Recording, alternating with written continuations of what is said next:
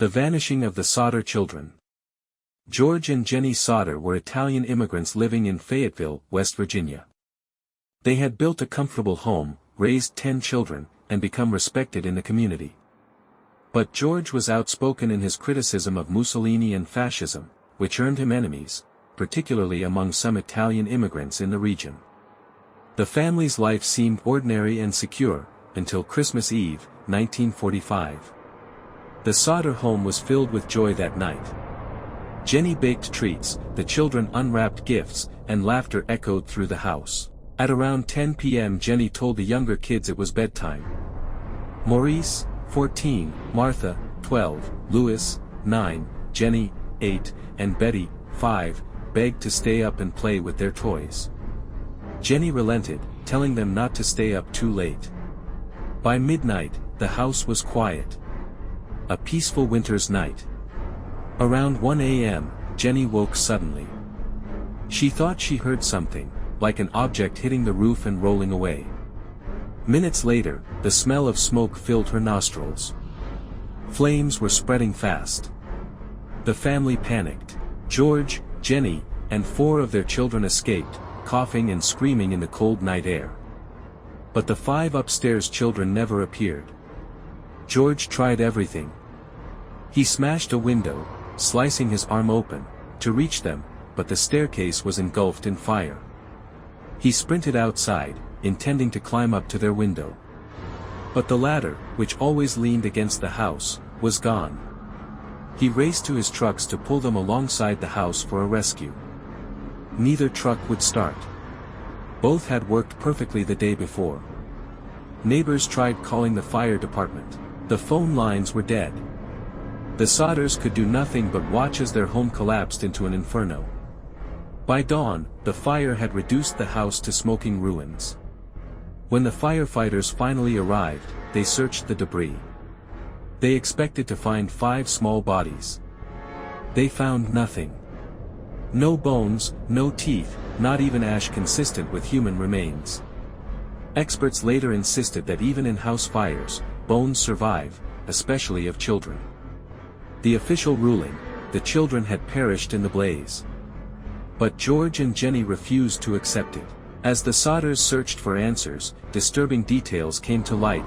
The phone lines, they weren't burned. They had been cut, deliberately. The ladder, found discarded down an embankment, far from the house. The trucks, both engines appeared tampered with, as if someone had disabled them. The stranger's warning: weeks before the fire, a man had visited the Sodders, warning George that his outspoken politics would bring tragedy. Strange behavior: another man had tried to sell the Sodders fire insurance, threatening that their house would go up in smoke if they didn't buy.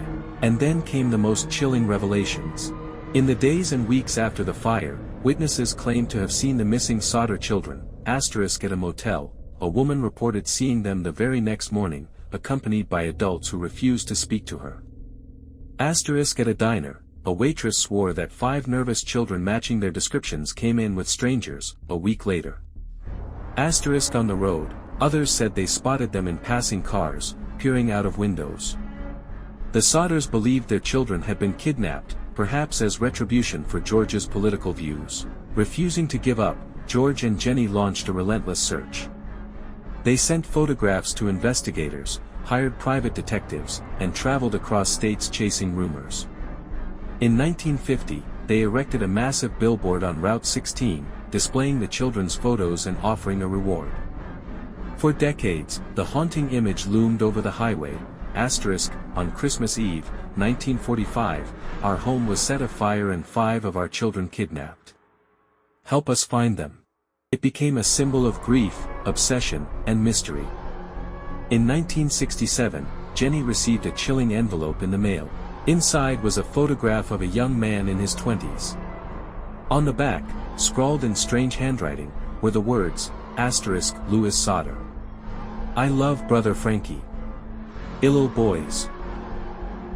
Louis was one of the missing children. The man in the photo resembled him as an adult. Was it him? A cruel hoax? Or a message sent from the shadows? The Sodders hired another private investigator to follow the lead, but he vanished and was never seen again. George died in 1969, Jenny in 1989. Neither ever stopped searching for their children. Jenny, in her grief, wore only black for the rest of her life. The Sodder children's fate remains a mystery. Did they perish in the fire? Or were they kidnapped, spirited away into some dark conspiracy that has never been revealed?